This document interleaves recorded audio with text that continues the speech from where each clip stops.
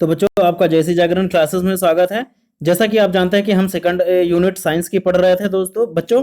तो आइए हम शुरू करते हैं। तो मुझे आशा है कि जो मैंने पीछे अभी पढ़ाया था दोस्तों, हम दोस्तों आराम आराम से ही चलेंगे और चिंता मत करिए। आपका मैं ये जो पूरा सिलेबस है उसको मैं 2-3 महीने में कंप्लीट करवा दूंगा। तो आप मेरे साथ बने रहें। एवं दोस्तों बच्चों धीरे धीरे आप पढ़ो और समझ के पढ़ो। समझ के पढ़ने में क्या है बच्चों कि आप एक चीज एक बार समझोगे तो उसको लॉन्ग टाइम तक आप याद करके रखोगे।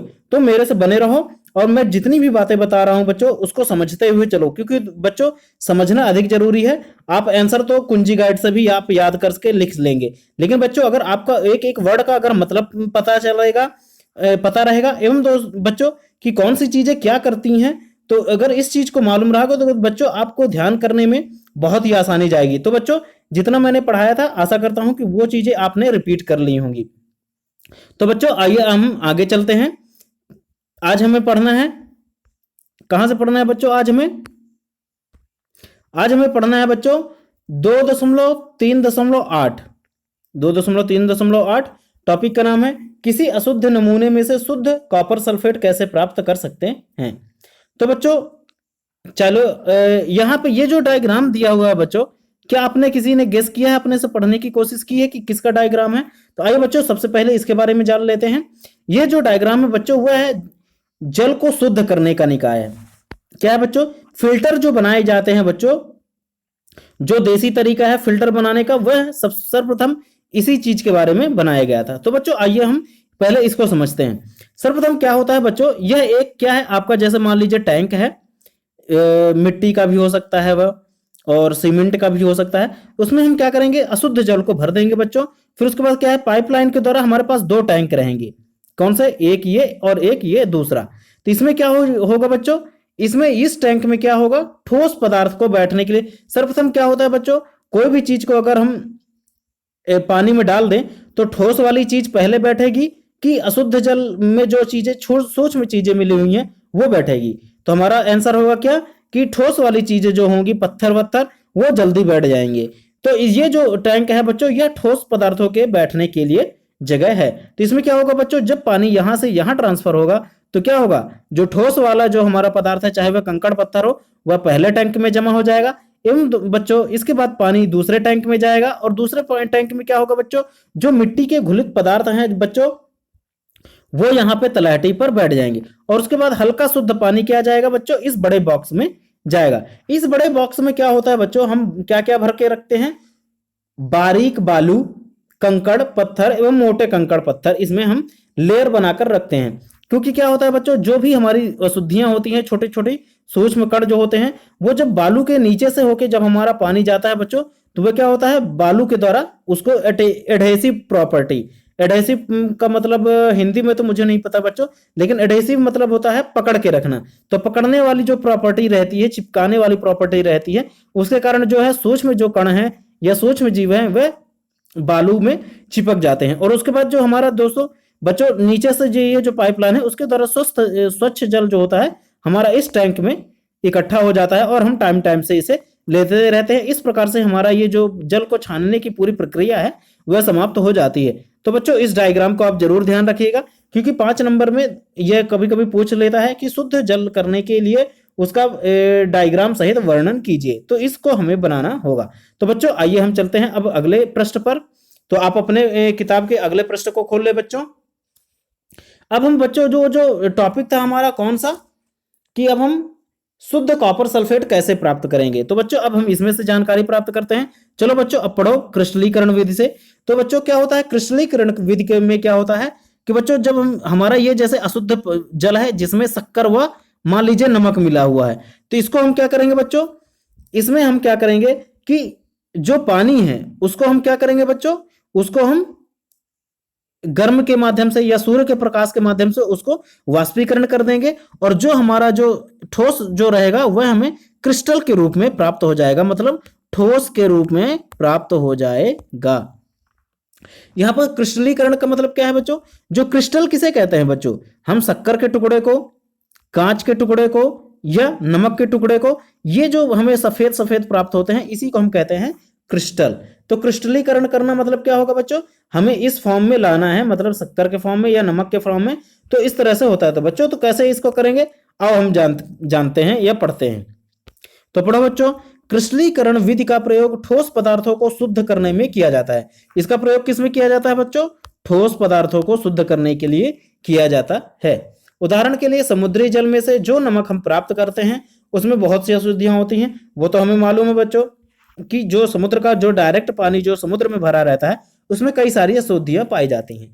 इन अशुद्धियों को दूर करने के लिए क्रिस्टलीकरण का उपयोग किया जाता है। तो दोस्तों बच्चों क्रिस्टलीकरण कैसे किया जाता है, कैसे, जैसे क्या होता है बच्चों की ये समुद्र है, समुद्र में पानी भरा हुआ है, जब ज्वार एवं भाटा आते हैं बच्चों तो क्या होता है, यहाँ छोटा सा एक लैगून बना दिया जाता है। लैगून उसे कहते हैं बच्चों जो एक तालाब टाइप से ये बना रहेगा और यहाँ पे एक छोटी सी दीवार उठी रहेगी मेढ़ टाइप से, और जब ज्वार एवं भाटा आते हैं तो क्या होता है बच्चों, ऊंची ऊंची लहरें उत्पन्न होती हैं और उन ऊंची लहरों के कारण जो समुद्र का पानी है वह यहाँ पे चला जाता है और वापस लौट कर नहीं आ पाता मेढ़ के कारण। इसलिए बच्चों यहाँ पर क्या हो जाता है, पानी भर जाता है। इसे क्या कहते हैं बच्चों, लैगून। क्या कहते हैं, लैगून। और जब समुद्र का जल जब इस लैगून में आ जाता है बच्चों तो क्या करते हैं, इस लैगून को इतनी हीट प्रोवाइड करते हैं या इसे खुला छोड़ देते हैं जिससे सूर्य का प्रकाश जो है इसमें बराबर पड़ता रहे। इससे क्या हो जाता है बच्चों की जो अशुद्धियां हैं वो नीचे बैठ जाती हैं एवं जो इसमें नमक जो घुला हुआ होता है वह क्रिस्टल के रूप में यहाँ पे परतों के रूप में जमा हो जाता है और उसे हम क्या करते हैं, फिर उसे हम अलग कर लेते हैं। तो बच्चों यह होता है क्या, नमक प्राप्त करने की विधि। तो बच्चों यही है क्या, क्रिस्टलीकरण की विधि, जिसमें एक क्या किया जाता है बच्चों, शुद्ध को ठोस के रूप में पृथक कर लिया जाता है। तो यही होती है बच्चों क्रिस्टलीकरण की विधि, वाष्पीकरण विधि। तो बच्चों आशा करता हूं कि ये समझ में आ गया होगा। तो इसका अनुप्रयोग क्या है बच्चों, इसका उपयोग क्या है, समुद्री जल द्वारा नमक प्राप्त करना। क्या है बच्चों, समुद्री जल द्वारा नमक को शुद्ध करना एवं अशुद्ध नमूने से फिटकरी को पृथक करना। तो बच्चों आशा करता हूं कि ये चीजें समझ में आ गई होंगी। तो बच्चों अब हम पढ़ते हैं भौतिक व रासायनिक परिवर्तन, कि भौतिक परिवर्तन क्या होते हैं एवं रासायनिक परिवर्तन क्या होते हैं। तो बच्चों आप अपने में से दिमाग लगाओ कि भौतिक परिवर्तन क्या होता है और रासायनिक परिवर्तन क्या होता है। मैंने आपको कई बार भौतिक परिवर्तन व रासायनिक परिवर्तन बताया। तो बच्चों आइए हम पढ़ते हैं क्या, भौतिक परिवर्तन। भौतिक परिवर्तन क्या होता है बच्चों, जो चीज हमें दिखाई दे वही भौतिक परिवर्तन है। जैसे अगर मान लो हम पानी लेते हैं और इसमें रंग कलर मिला देते हैं तो पानी हमारा किस कलर का हो जाएगा, जिस रंग का हमारा कलर होगा। तो वह हमें दिखाई देता है कि जो पहले रंगहीन था पानी वह अब हमारा कलरदार हो गया है। इसका मतलब क्या है, वह चीजें परिवर्तन होती हुई चीजें हमें दिखाई दे रही हैं। तो यह क्या है, भौतिक परिवर्तन है दोस्तों। बच्चों यही कहलाता है भौतिक परिवर्तन। यह मान लो जैसे एक रॉड है, लोहे की रॉड है, उसको हम पकड़ के टेढ़ा कर दें तो वह क्या है, वह उसका भौतिक परिवर्तन कहलाएगा। या फिर और मान लो दोस्तों बच्चों अगर इसी में जंग लग जाए, क्या बच्चों, लोहे में अगर जंग लग जाए तो वह कैसा परिवर्तन होगा, वह कौन सा परिवर्तन होगा, वह रासायनिक परिवर्तन होगा। क्यों, क्योंकि इस पर कोई बाह्य कार्य नहीं किया गया है, उसे खाली केवल हमने हवा में छोड़ दिया है, जिससे वह लोहा एवं हवा जो है आपस में क्रिया करके क्या कर देता है, जंग, उसके ऊपर जंग की लेयर चढ़ जाती है। तो बच्चों यह क्या है, जंग लगना एक रासायनिक परिवर्तन है, पर हम कोई बाह्य बल आरोपित कर दें या बाह्य चीज उसमें ऐड कर दें जिससे उसका आकार या रंग बदल जाए तो वह क्या कहला जाएगा, वह भौतिक परिवर्तन कहला जाएगा। तो बच्चों आशा करता हूं कि ये चीजें आपको समझ में आ गई होगी। तो बच्चों रासायनिक परिवर्तन को समझ में आए। रासायनिक परिवर्तन में क्या होता है बच्चों कि जब उसके अंदर क्या बच्चों, अंदर अंदरूनी, कुल मिला के अंदरूनी शक्ति जो है उसमें परिवर्तन हो जाए, जैसे लोहे में जंग लगना या फिर पानी का मीठा हो जाना। क्या बच्चों, पानी का मीठा हो जाना, उसमें अगर हम शक्कर या नमक डाल दें तो क्या हम उसको चेक कर सकते हैं कि घोल दें तो क्या हम उसे चेक कर सकते हैं कि इसमें क्या मिला है, नहीं। खाली केवल हम क्या करेंगे, पानी पीकर हम बता सकते हैं कि वह नमकीन है या स्वादहीन है या मीठा है। उसके आधार पर हम बता सकते हैं कि इसमें क्या कौन सी चीज मिलाई गई है, शक्कर मिलाया गया है या नमक। तो वह क्या कहला गया, वो चेंजेस तो हमको दिखाई नहीं दिया, वो तो खाली केवल हमको पीने पर महसूस हुआ। तो वह क्या है? वह रासायनिक परिवर्तन है। ठीक है बच्चों, क्योंकि उसके अंदरूनी गुण को उसने चेंज कर दिया है। ऐसे लोहे में ही क्या होता है बच्चों, जब उसमें जंग लग जाता है, इसका मतलब यह है कि वह उसके अंदरूनी पार्ट में क्या है, हवा ने या जल वाष्प ने या पानी ने क्या किया है, उसके रासायनिक परिवर्तन कर दिया है, इसके कारण उसमें जंग लग गया है। ठीक है ना बच्चों, तो इस आप चीजों को ध्यान रखिएगा कि भौतिक परिवर्तन क्या होता है और रासायनिक परिवर्तन क्या होता है। अब बच्चों पढ़ते हैं क्या भौतिक एवं रासायनिक परिवर्तन। तो पढ़ो बच्चों, आप अपने किताब में पढ़ें। तो क्या लिखा हुआ है, शुद्ध पदार्थ और मिश्रण में अंतर को समझने के लिए आइए सबसे पहले भौतिक एवं रासायनिक परिवर्तन के बीच में अंतर जानते हैं। तो बच्चों मैंने शुद्ध पदार्थ आपको बता ही दिया था और मिश्रण क्या होता है वह भी बता दिया था। तो बच्चों आइए हम एक बार और पढ़ लेते हैं कि शुद्ध पदार्थ क्या कहलाते हैं और मिश्रण क्या कहलाता है। शुद्ध पदार्थ क्या कहलाता है बच्चों, जब कोई भी पदार्थ, क्या बच्चों, जब कोई पदार्थ एक ही चीज के तत्व से मिलकर बना हुआ होता है। कौन सा बच्चों, एक ही तत्व से मिलकर बना हुआ।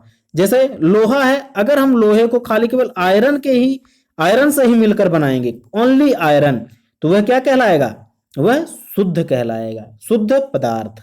ठीक है बच्चों, अब इसी आयरन में अगर हम तांबा मिला दें या कॉपर मिला दें तो वह क्या हो जाएगा, वह मिश्रित हो जाएगा। क्या हो जाएगा, मिश्रित हो जाएगा। तो आप इन सभी चीजों को समझ के रखना। तो बच्चों आइए अब हम आगे पढ़ते हैं। पिछले अध्याय में हमने पदार्थों के भौतिक गुणों के बारे में अध्ययन किया था, जैसे गुण जिनका हम अवलोकन कर सकें, वर्णन कर सकते हैं।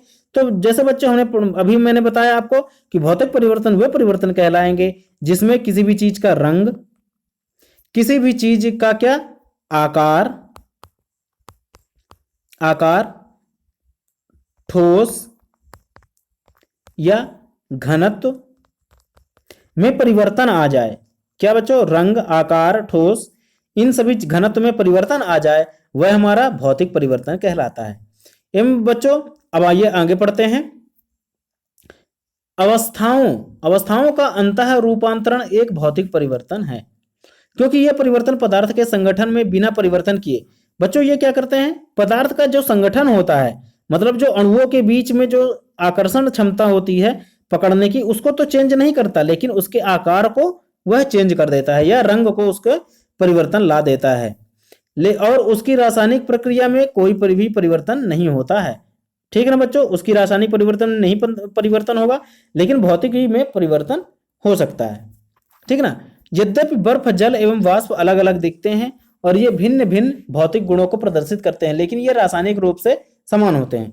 तो बच्चों क्या होता है, जैसे बर्फ किसका उदाहरण है, यह तो पानी का ही उदाहरण है, लेकिन पानी ठोस होने पर बर्फ बन जाता है एवं गर्म करने पर यह वाष्प बन जाता है। लेकिन बच्चों क्या होता है कि इसका खाली केवल क्या होता है, इसका स्वरूप बदल जाता है। क्या स्वरूप बदल जाता है, पहले ठोस फिर द्रव फिर गैस में परिवर्तन, लेकिन इसका जो संगठन है जैसे H2O, यह चेंज नहीं होगा, चाहे वह वाष्प बन जाए, चाहे वह ठोस बर्फ के रूप में हो जाए, चाहे वह द्रव्य पानी के रूप में रहे, उसका रासायनिक क्या हो जाएगा, H2O ही रहेगा। तो बच्चों इस चीज को आप जरूर ध्यान रखिएगा। आइए आगे पढ़ते हैं। जल तथा खाना पकाने, क्या बच्चों, अब आप नेक्स्ट पृष्ठ खोल लें बच्चों। तो इसमें क्या दिया हुआ है बच्चों, पढ़ो। जल तथा खाना पकाने वाले तेल दोनों द्रव्य हैं। जल तथा खाना पकाने वाला तेल जो होता है वह दोनों द्रव्य हैं, लेकिन इनमें रासायनिक गुणधर्म भिन्न भिन्न है। क्योंकि देखो बच्चों, पानी और तेल ये क्या है, दोनों ही द्रव्य हैं, लेकिन इनके रासायनिक गुणधर्म क्या है, अंदर की जो प्रॉपर्टी है इसकी रासायनिक गुणधर्म वह अलग अलग है। कैसे, क्योंकि पानी जो है वह H2O से मिलकर बना हुआ है, हाइड्रोजन व ऑक्सीजन, लेकिन जो हमारा तेल होता है, खाने का तेल हो गया या फिर और कोई दूसरा तेल हो गया, उसका रासायनिक संगठन दूसरा होगा। जैसे जो हमारा पेट्रोल, डीजल, ये जो द्रव्य मिलते हैं, ये तेल मिलते हैं, वह किसके बने हुए होते हैं, कार्बन के बने हुए होते हैं, लेकिन जो हमारा पानी है वह H2O का बना हुआ होता है। तो मतलब क्या है, इसका जो रासायनिक क्या है, रासायनिक गुणधर्म अलग अलग हैं। ठीक है ना बच्चों, तो यही हम पढ़ते हैं आगे। इनकी गंध एवं ज्वलनशीलता में अंतर होता है। हम जानते हैं कि तेल जो होता है वह हवा में जलने लगता है, लेकिन जल जो होता है वह आग को बुझा देता है। तेल का रासायनिक गुणधर्म क्या हुआ? जलना। लेकिन पानी का गुणधर्म क्या हुआ? बुझाना। जल एक रासायनिक परिवर्तन है, जलाना एक रासायनिक परिवर्तन है। जलने की प्रक्रिया में एक पदार्थ दूसरे से क्रिया करके अपने रासायनिक संगठन में परिवर्तन ला देता है। रासायनिक परिवर्तन पदार्थ के रासायनिक गुणों में भी परिवर्तन ला देता है और हमें नया पदार्थ प्राप्त हो जाता है। जैसे बच्चों क्या होता है, जब वातावरण में हाइड्रोजन व ऑक्सीजन अलग अलग अवस्था में होती है, लेकिन और यह क्या होता है, जो ऑक्सीजन है वह क्या करता है, अगर यह वातावरण में रहता है, वायुमंडल में होता है, तो यह जलाने के काम में आता है। क्या बच्चों? अगर वायुमंडल में ऑक्सीजन नहीं होगी तो कोई भी चीजें नहीं जलेंगी। लेकिन हाइड्रोजन क्या होता है? बुझाने के काम में आता है वायुमंडल में। लेकिन बच्चों जब ये दोनों मिल जाते हैं आपस में तो क्या हो जाता है? पहले तो ये अलग अलग गुण धर्म दिखा रहे हैं, एक जला रहा है एक बुझा रहा है, लेकिन जब ये दोनों मिल जाते हैं तो क्या बन जाता है दोस्त बच्चों? पानी का रूप धारण कर लेता है, जो कि बुझाने के काम में आता है। इसका मतलब क्या है बच्चों? जब ये दोनों चीजें मिल गई तो इनके रासायनिक गुणधर्म क्या हो गए? चेंज हो गए। तो यही क्या होता है बच्चों? हमारा रासायनिक परिवर्तन। आशा करता हूं कि ये चीजें आपको समझ में आ गई होंगी। अब बच्चों अब हम आगे बढ़ते हैं कि मोमबत्ती के जलने की प्रक्रिया में भौतिक एवं रासायनिक दोनों परिवर्तन होते हैं। क्या अब इसकी पहचान कर सकते हैं? बताओ दोस्तों, आप समझ के कोशिश जवाब देना दो बच्चों। इसका फिर मैं आपको आंसर देता हूं कि क्या मोमबत्ती का जलना जो है बच्चों वह क्या है? भौतिक परिवर्तन है या रासायनिक परिवर्तन है? तो बच्चों क्या होता है, जो एक मोमबत्ती है उसमें क्या है, एक लौ जल रही है। तो यह लौ किसके कारण जलता है बच्चों? अग्नि के द्वारा, ठीक है ना बच्चों। लेकिन अग्नि को भी जलने के लिए क्या चाहिए बच्चों? फ्यूल चाहिए। क्या चाहिए? फ्यूल चाहिए, पदार्थ चाहिए। तो वह कौन प्रोवाइड करवाता है? यह मोम। जो मोम जो है पिघलता है वही उसका क्या है? तेल पेट्रोल है, जो कि जलने में सहायक होता है। लेकिन जो जैसे बच्चों क्या होता है, जैसे ये जलता रहता है तो उसको क्या होता है, उसका शेप और साइज क्या हो जाता है? घटता चला जाता है, घटता चला जाता है, और एक बार यह फिर खत्म हो जाता है। तो जो इसका यह परिवर्तन हुआ, क्या आकार में जो परिवर्तन हुआ वह उसका कौन सा हुआ? भौतिक परिवर्तन हुआ। लेकिन जो बच्चों यह जो मोम ठोस से द्रव में चेंज होकर इसको जलन में पदार्थ में सहायक होता है, तो वह उसका क्या हुआ बच्चों? वह उसका रासायनिक परिवर्तन हुआ। अब पढ़ते हैं बच्चों, शुद्ध पदार्थों के क्या प्रकार हैं, मतलब शुद्ध पदार्थ कैसे होते हैं। पदार्थों को उनके रासायनिक संगठन के आधार पर तत्वों या यौगिकों में वर्गीकृत किया जा सकता है। तो बच्चों तत्व एवं यौगिक अब हम पढ़ेंगे। तो पहले बच्चों पढ़ते हैं क्या? तत्व। क्या पढ़ते हैं बच्चों? तत्व। तत्व किसे कहते हैं? अब बच्चों पढ़ते हैं क्या? रॉबर्ट बायल जो पहले वैज्ञानिक थे जिन्होंने सन 1661 में सर्वप्रथम तत्व शब्द का प्रयोग किया था। तो बच्चों इसे अंडरलाइन कर लें आप अपनी बुक में कि तत्व शब्द का प्रयोग किसने किया था? सर्वप्रथम रॉबर्ट बायल वैज्ञानिक ने किया था। ये फ्रांस के वैज्ञानिक थे, ठीक है ना बच्चों, इन्हें ध्यान। फ्रांस के रसायनज्ञ एंटोनी लॉरेंट लवाइजिए ने सबसे पहले तत्व की परिभाषा दी। और तत्व की परिभाषा किसने दिया था बच्चों? लवाइजिए ने दिया था। क्या? तत्व शब्द का प्रयोग किसने किया था बच्चों? वह किया था रॉबर्ट बॉयल ने किया था। लेकिन परिभाषा किसने दी तत्व की? वो लवाइजिए ने क्या दिया? तत्व की परिभाषा दी। तो चलो बच्चों आगे पढ़ो। सबसे पहले तत्व की परिभाषा का प्रयोग का प्रतिपादन किया। उनके अनुसार तत्व पदार्थ का वह मूल रूप है जिसे रासायनिक परिवर्तन द्वारा अन्य सरल पदार्थों में विभाजित नहीं किया जा सकता। मतलब क्या हुआ बच्चों, समझ में आया क्या आपके? कि तत्व जो होते हैं बच्चों इन्हें रासायनिक रूप से परिवर्तित नहीं किया जा सकता, परिवर्तित नहीं किया जा सकता। जैसे एक उदाहरण के बारे में समझते हैं बच्चों, कैसे? जैसे बच्चों हमारा एक लोहा है। क्या? लोहा, जो कि प्रकृति में किस आधार पर पाया जाता है? Fe के रूप में पाया जाता है, आयरन। तो क्या आप इसमें कुछ मिलाकर क्या आयरन को खत्म कर दोगे? नहीं कर सकते, क्योंकि वह उसका तत्व है और तत्व को हम कभी भी नष्ट नहीं कर सकते, उसको कभी भी दूसरे फॉर्म में चेंज अपन नहीं कर सकते, ठीक है बच्चों। क्या आयरन को आप ऑक्सीजन में परिवर्तित कर सकते हो? नहीं, वह उसका गुणधर्म है आयरन, वो उसको आप चेंज नहीं कर सकते, खाली केवल रासायनिक क्रिया करवा सकते हैं आप। क्या? रासायनिक क्रिया करके इसमें कुछ परिवर्तन ला सकते हैं, लेकिन आयरन को आप खत्म नहीं कर सकते। तो क्या हुआ बच्चों, तत्व की परिभाषा क्या हुई कि वे जो इनमें रासायनिक परिवर्तन नहीं किया जा सकता या सरल पदार्थों में और अधिक तोड़ा नहीं जा सकता। क्या बच्चों? सरल पदार्थों में जिन्हें नहीं तोड़ा जा सकता उसे ही हम क्या कहते हैं बच्चों? तत्व कहते हैं। ठीक है बच्चों, आशा करता हूं कि ये चीजें आपको समझ में आ गई होंगी। चलिए बच्चों अब आगे पढ़ो। धातुएं तत्वों को साधारणतः धातु, अधातु व उपधातु में वर्गीकृत किया जा सकता है। तो बच्चों तत्व कितने प्रकार के हो गए? तत्व हमारे 3 प्रकार के हो गए। पहला कौन सा है? धातु, फिर अधातु, फिर उसके बाद कौन सी बच्चों कहला जाएगी? उपधातु।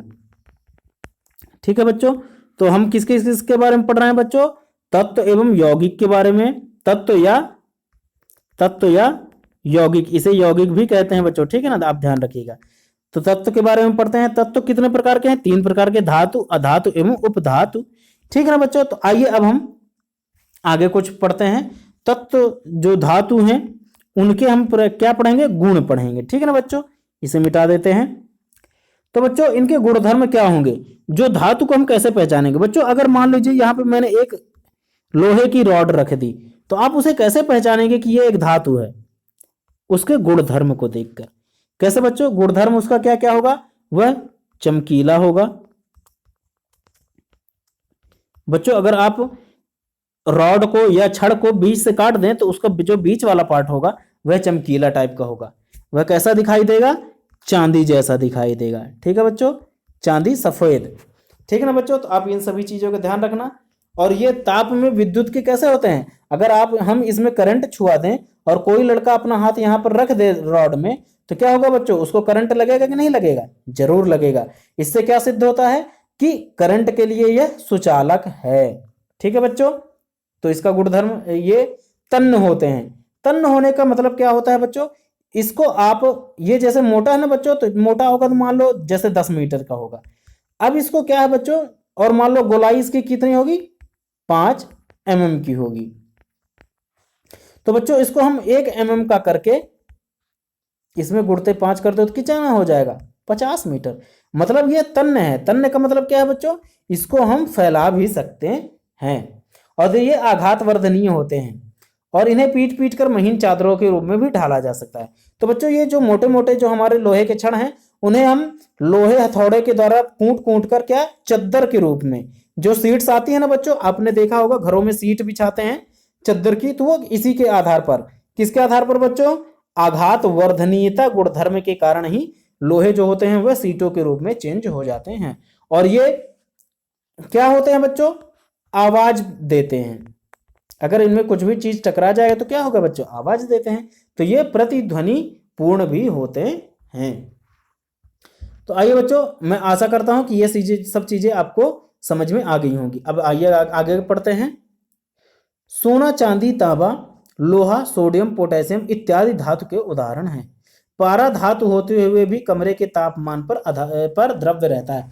तो बस बच्चों एक इसमें जो धातु प्रायः क्या होती है? कठोर होती है। पर बच्चों एक धातु जो है वह द्रव्य के रूप में होती है। वह कौन है? पारा, जो कि कमरे के तापमान पर यह द्रव्य अवस्था में होती है। ठीक है ना बच्चों। अब अधातुओं के गुणधर्म हम देखते हैं। अब अधातु कैसे होंगे बच्चों? अधातु हमारे क्या कहलाए जाएंगे? जैसे लकड़ी, प्लास्टिक, कपड़े, ये क्या है बच्चों? जिनमें से करंट पास नहीं हो सकता। अगर ठोस लकड़ी है बच्चों, सूखी हुई लकड़ी है, तो अगर हम यहाँ पे करंट छुआते हैं और एक लड़का यहाँ पे छू देता है लकड़ी को, तो क्या उसे करंट मारेगा? जब तक लकड़ी गीली नहीं रहेगी बच्चों, सूखी रहेगी, तो उसमें करंट नहीं मार सकता। इसका मतलब क्या है बच्चों? यह विद्युत का कुचालक है। एवं बच्चों इसमें ताप जो होता है वह ट्रांसफर नहीं होता। मतलब एक जगह से दूसरे जगह ताप का ट्रांसफर नहीं होगा। अगर हम यहाँ पे ताप देंगे तो लकड़ी क्या होती है बच्चों? लकड़ी तो यहाँ पे जल जाती है। तो क्या यहाँ पे भी जल जाती है? नहीं जलती। जहाँ पे ताप रहता है वहीं बस जलती है। तो इसका मतलब क्या है? ताप के लिए भी यह कुचालक है। और जैसे बच्चों लकड़ी कैसी होती है? प्लास्टिक कैसी होती है, वह चमकीली नहीं होती, और ना ही हम इसे चादरों के रूप में फैला सकते प्लास्टिक को, वह टूट जाएगी। जैसे थोड़ा आप प्लास्टिक पर मारेंगे वह टूट जाएगी, मतलब इसमें आघात वर्धनीयता भी नहीं होती है। आप लकड़ी को बच्चों अगर आप ठोकोगे तो क्या ठन ठन की आवाज आती है? नहीं आती। इसका मतलब क्या है? यह प्रतिध्वनि पूर्ण है। ठीक है ना बच्चों, मतलब प्रतिध्वनि पूर्ण नहीं है, इसमें ध्वनि सुनाई नहीं देती है। तो बच्चों इसका और उदाहरण जो गैसों के रूप में क्या कौन सा हो जाएगा, वह हो जाएंगे ऑक्सीजन, हाइड्रोजन, ऑक्सीजन, हाइड्रोजन एवं आयोडीन, कार्बन, सी। ये सभी के सभी क्या हैं बच्चों? क्लोरीन, ब्रोमीन, ये सभी के सभी अधातुओं के उदाहरण हैं। कुछ तत्व धातु तथा अधातुओं के बीच के गुणों को दर्शाते हैं, उन्हें उपधातु कहते हैं। अच्छा बच्चों, कुछ धातुएं जो होती हैं, धातु ना कहते कि उन्हें पदार्थ कहें बच्चों, तो वो कुछ कंडीशन में क्या बच्चों, कुछ कंडीशन में वो धातु बन जाती हैं और कुछ कंडीशन में वो अधातु रहती हैं। तो इन्हें क्या कहते हैं बच्चों? इन्हें सम्मिलित रूप से उपधातु कहते हैं। क्या कहते हैं बच्चों? उपधातु। इनके उदाहरण क्या है? बोरान, सिलिकॉन एवं जर्मेनियम, जिसमें सबसे महत्वपूर्ण कौन से हैं बच्चों? सिलिकॉन एवं जर्मेनियम। तो आप इन सभी चीजों को ध्यान में रखिए, और बच्चों जो भी मैं चीजें बता रहा हूं उसे आप जरूर ध्यान रखिएगा। ठीक है बच्चों, चलो आगे पढ़ते हैं हम। अब चलते हैं आगे वाले चैप्टर में, तो आप अगला पन्ना खोल लें। तो बच्चों पढ़ो, अभी तक ज्ञात तत्वों में से 100 अधिक हैं। ठीक है ना बच्चों, अभी तक ज्ञात तत्वों की संख्या कितनी है? 100 है। इनमें से 92 कितने हैं? वह प्राकृतिक रूप में पाए गए हैं 92। क्या बच्चों? 100 हमारे पास क्या है बच्चों? तत्व हैं। इन तत्वों में से जो है 92 क्या है? प्रकृति रूप में पाए गए हैं, और 8 जो है वह मानवों के द्वारा तैयार किए गए हैं तत्व। अधिकतर तत्व कैसे होते हैं बच्चों?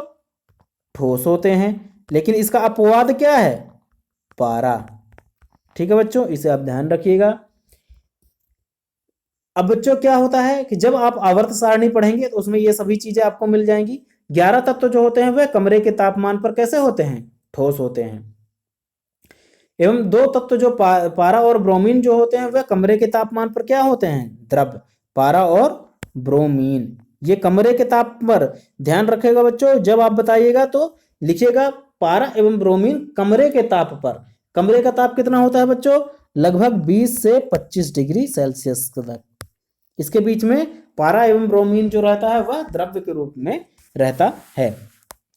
एवं गैलियम तथा सीजियम तत्व कमरे के तापमान से कुछ अधिक तापमान पर द्रव अवस्था ले लेते हैं। तो आप इन सभी चीजों को ध्यान रखिएगा। आइए बच्चों, अब हम पढ़ते हैं क्या? यौगिक। यौगिक वे पदार्थ होते हैं जो कि 2 या 2 से अधिक तत्वों के नियत अनुपात में रासायनिक तौर पर संयोजन से बने हुए होते हैं। बच्चों यह एक मिश्रण का ही रूप है, जैसे संयोजी मिश्रण। संयोजी मिश्रण जो होगा बच्चों उसे हम क्या कहेंगे? उसे हम कहेंगे यौगिक। संयोजी मिश्रण में क्या होता है बच्चों? एक बार और ध्यान दिलवा दूं, जैसे है पानी। पानी में बच्चों क्या है? H2O से मिलकर बना हुआ है, मतलब हाइड्रोजन के 2 अणु एवं ऑक्सीजन के 1 अणु मिलकर क्या है? ये क्या बनाते हैं? पानी बनाता है। तो इसका मतलब क्या है बच्चों? इसका अनुपात सही है। इसका अनुपात सही होने के कारण ही हमें पानी प्राप्त हुआ है। तो ये क्या हो जाएगा? यह हो जाएगा एक संयोजी मिश्रण। क्या हो जाएगा बच्चों? संयोजी मिश्रण। ठीक है ना बच्चों, तो आशा करता हूं कि ये चीजें आपको समझ में आ गई होगी। तो इसी संयोजी मिश्रण को हम क्या कहते हैं बच्चों? यौगिक। मतलब 2 या 2 से अधिक तत्वों के नियत अनुपात। क्या बच्चों? नियत अनुपात, मतलब एक निश्चित अनुपात में मिलाने पर, नियत अनुपात मिलाने पर ही ये क्या है? यौगिक कहलाएंगे। तो बच्चों ये जो क्रियाकलाप जो है उसे आप पढ़ लीजिएगा। और बच्चों चलिए हम आगे पढ़ते हैं। समूह 1 द्वारा, समूह 1 द्वारा प्राप्त गैस हाइड्रोजन है। यह रंगहीन, गंधहीन तथा ज्वलनशील है। बच्चों यह क्या है? कैसी है? ज्वलनशील है। इसकी ज्वलनशीलता की जांच कक्षा में ना करें। तो आप बच्चों जब आप करिएगा प्रयोग तो इसे आप अपने घर पर या फिर कहीं पे भी करने की कोशिश नहीं करिएगा। तो बच्चों इस चैप्टर में ये इन सभी चीजों को पढ़ने का कोई मतलब नहीं है। तो आपको अच्छे नंबर चाहिए तो आप मेन फैक्ट्स पढ़ें और जिनका समझना बहुत जरूरी है। तो आइए बच्चों अगले प्रश्न खोलो। मिश्रण और यौगिक क्या कहलाते हैं? तो बच्चों आइए पढ़ो। सबसे पहला, तत्व या यौगिक। देखो बच्चों, तत्व या यौगिक क्या कहलाते हैं? जैसे क्या है बच्चों, पानी। पानी किससे बना है? H2O से। तो इसमें कौन कौन से तत्व हैं? हाइड्रोजन और ऑक्सीजन। क्या है? 2 तत्व हैं, ठीक है ना बच्चों। इससे मिलकर क्या बना है? पानी। लेकिन यह क्या है? एक निश्चित या सही अनुपात में क्या है? 2:1 के अनुपात में है। मतलब हाइड्रोजन 2 ऑक्सीजन 1, ये मिलकर क्या बना है? पानी। तो बच्चों संयोजी कौन से कहलाए जाएंगे? संयोजी जो होते हैं वह सही अनुपात में मिलकर बने हुए होते हैं। एवं तत्व क्या है बच्चों? इसमें एक तत्व है हाइड्रोजन और एक तत्व है ऑक्सीजन, ठीक है ना बच्चों। तो यही क्या है? तत्व एवं यौगिक। ये दोनों एक ही चीजें हैं, लेकिन तत्व अलग अलग होते हैं। लेकिन यौगिक जो होते हैं वे 2 या 2 से अधिक तत्वों से मिलकर शुद्ध तत्व या अनुपातिक तत्वों से मिलकर बने हुए होते हैं, ठीक है बच्चों। तो इसे पढ़ो। मिश्रण का संगठन परिवर्तनीय होता है। अब पढ़ते हैं बच्चों पहले मिश्रण एवं यौगिक को शुरू से पढ़ते हैं। तत्व एवं यौगिक केवल मिश्रण बनाने के लिए मिलते हैं, किंतु किसी नए यौगिक का निर्माण नहीं करते। ये बच्चों क्या करते हैं कि जैसे हमने H2+O को मिलाया तो बच्चों ये हमारा हीलियम थोड़ी बनेगा। ये क्या बनेगा? एक नया पदार्थ तैयार करेगा, ना कि एक नया तत्व, ठीक है बच्चों। आप इसे ध्यान रखिएगा। यौगिक तत्व क्रिया करके नए यौगिक का निर्माण करते हैं। मतलब ये जो यौगिक होते हैं वे नए यौगिकों का निर्माण कर सकते हैं। मिश्रण का संगठन परिवर्तनीयशील होता है मिश्रण में, और यौगिक में क्या होता है बच्चों? नए पदार्थों का सदैव संगठन स्थायी होता है। मतलब जैसे ये जो H2 है बच्चों वह क्या कहलाएगा? वह यौगिक कहलाएगा, ना कि मिश्रण। मिश्रण में क्या होता है बच्चों? जैसे पानी में हमने क्या रंग मिला दिया तो क्या हो गया? उसका रंग चेंज हो गया। तो यह क्या है? एक मिश्रण है। या पानी में आप कंकड़ पत्थर डाल दो तो वह क्या कहला जाएगा? वह एक मिश्रण का रूप कहलाएगा, ठीक है बच्चों।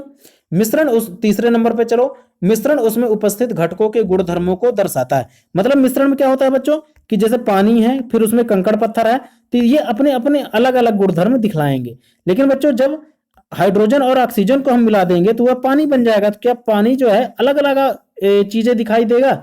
ये अलग अलग चीजें करते हुए मिलेगा? नहीं, उसका खाली केवल एक ही प्रकार का गुणधर्म रहेगा। चौथा नंबर पढ़ो। घटकों को भौतिक विधियों द्वारा सुगमता से पृथक किया जा सकता है। मतलब क्या है? मिश्रण में क्या होता है बच्चों? हम इसे आसानी से पृथक कर लेते हैं। जैसे एक जार में क्या है? पानी है और कंकड़ पत्थर मिले हुए हैं, ठीक है ना बच्चों। और मिट्टी के मान लो कुछ पदार्थ मिले हुए हैं, तो इन्हें हम हाथों के द्वारा भी अलग कर सकते हैं, ठीक ना बच्चों। तो इसमें यही लिखा हुआ है, घटकों को केवल रासायनिक या विद्युत रासायनिक प्रक्रिया द्वारा ही पृथक किया जा सकता है। और जैसे पानी बस है बच्चों, तो इसे क्या करेगी? ये तो क्या है? अपना यौगिक है। लेकिन पानी में भरा हुआ कंकड़ पत्थर ये क्या है? यह मिश्रण है। इसे हम हाथों के द्वारा अलग कर सकते हैं क्योंकि हमें कंकड़ पत्थर दिखाई दे रहे हैं। लेकिन H2O में से, पानी में से हम हाइड्रोजन व ऑक्सीजन को कैसे अलग करेंगे? उसके लिए विशेष प्रक्रियाएं होंगी जिसके द्वारा हम उसे अलग कर सकते हैं। नॉर्मल तरीके से हम उसे चेंज नहीं कर सकते हैं। तो बच्चों ये सब चीजें आप, ये भाषाएं हैं लिखी हुई हैं, इन सभी चीजों को पढ़ लीजिएगा, इसका कोई मतलब नहीं है। अब आइए बच्चों पढ़ते हैं हम पदार्थ। क्या बच्चों? पदार्थ। पदार्थ कितने प्रकार के होते हैं बच्चों? 3 प्रकार के होते हैं। कौन कौन से? ठोस, द्रव एवं गैस, ठीक है बच्चों। तो ये जो पदार्थ होते हैं ये भी कुछ 2 प्रकार के होते हैं। एक शुद्ध पदार्थ होता है और एक होता है अशुद्ध पदार्थ, ठीक है बच्चों। इन दोनों में, अब इनमें क्या होता है बच्चों? शुद्ध पदार्थ जो होते हैं, क्या बच्चों? जो शुद्ध पदार्थ में आते हैं उसमें भी 2 कैटेगरी होती है। इसमें एक तत्व होता है और एक होता है यौगिक, ठीक है ना बच्चों। तो तत्व और यौगिक तो आप जाने होंगे बच्चों। जैसे हाइड्रोजन, ऑक्सीजन, ये क्या कहला जाएंगे बच्चों? ये तत्व कहला जाएंगे, जिन्हें अब इन्हें विघटित नहीं किया जा सकता। तत्वों को 2 या 2 से अधिक रूपों में विघटित नहीं किया जा सकता है, ये सिंगल रूप में रहते हैं। यौगिक क्या होते हैं बच्चों? जब हाइड्रोजन और ऑक्सीजन को हम मिला देंगे तो क्या बन जाएगा? पानी बन जाएगा। लेकिन ये कैसा रहेगा बच्चों? यह एक शुद्ध रूप में रहेगा, ठीक है ना। इस पर भी हम चेंज नहीं कर सकते, लेकिन इसको हम अलग अलग कर सकते हैं, लेकिन विशेष विधि के द्वारा हम यौगिक को अलग अलग कर सकते हैं। अब आते हैं बच्चों हम मिश्रण में। किसमें बच्चों? मिश्रण में। एक शुद्ध पदार्थ तत्व के कौन कौन से हुए थे? एक था शुद्ध पदार्थ और एक हुआ था मिश्रण। अब हम मिश्रण में आते हैं। मिश्रण में क्या होता है बच्चों? यह एक समांगी मिश्रण होगा या फिर असमांगी मिश्रण होगा। अब समांगी मिश्रण किसे कहते हैं दोस्तों? जब एक प्रॉपर अनुपात में कोई चीज मिली हुई होती है। क्या? एक प्रॉपर अनुपात में जब कोई चीज मिली हुई होती है उसे हम समांगी मिश्रण कहते हैं। ठीक ना बच्चों। जैसे समांगी मिश्रण में क्या होता है बच्चों? चेंजेस दिखाई नहीं देते हैं। क्या बच्चों? चेंजेस दिखाई नहीं देते हैं। जैसे पानी में अगर हम शक्कर या नमक घोल दें तो क्या इसमें चेंजेस दिखाई देंगे? नहीं। तो यह क्या हो जाएगा? समांगी मिश्रण। लेकिन अभी यही पानी में बच्चों होली का रंग मिला दें तो उसमें क्या रंग चेंज हो जाएगा पानी का? हाँ, हो जाएगा। तो वह क्या हो गया बच्चों? वह हमारा हो गया क्या? विषमांगी मिश्रण। ठीक है बच्चों। तो आशा करता हूं कि आपको यह सभी चीजें अच्छे से समझ में आ गई होंगी। एवं बच्चों अगर यह अच्छी समझ में आती हो तो अपने दोस्तों को भी फॉरवर्ड करें जिससे वे भी समझ सकें इन सभी चीजों को। बच्चों इस वीडियो को आप 2-3 बार 3-4 बार इकट्ठे कहीं पे भी रह के बच्चों स्कूल में ही खाली टाइम मिले तो उसमें आप देख लें इस वीडियो को। आप बस में हैं, कहीं भी घर में फालतू में बैठे हुए हैं, इवन यहाँ तक आप अगर लेटरिन भी जाते हैं तो आप इस वीडियो को खोलकर देखते हुए बैठ जाएं तो बच्चों आपको यह सभी चीजें हूबहू याद हो जाएंगी एवं हर चीजें याद हो जाएंगी और इसको आपको रटने की जरूरत नहीं होगी। तो बच्चों इस वीडियो को अधिक से अधिक लोगों तक ट्रांसफर करें, अपने दोस्त यारों को भी भेजें जो कि इस वीडियो का लाभ उठा सकें और अच्छे से अच्छे नंबर प्राप्त कर सकें। आशा करता हूं कि आपको यह वीडियो बहुत अच्छी लगी होगी एवं हर चीज़ें आपको समझ में आई होगी। अगर कोई भी चीज़ें समझ में नहीं आती तो आप कमेंट के माध्यम से उसे लिख दीजिएगा, मैं उसको दोबारा समझा दूंगा। इसके तब तक के लिए अब बच्चों मैं चलता हूं, मिलते हैं अगले नेक्स्ट अध्याय में। नेक्स्ट अध्याय हमारा कौन सा है बच्चों? हमारा तीसरा अध्याय है। कौन सा? परमाणु एवं अणु, एटम्स एवं मॉलिक्यूल्स। तो बच्चों कल से हम इस अध्याय 3 के बारे में अध्ययन करेंगे। आज के लिए बस इतना ही, मिलते हैं कल की वीडियो में।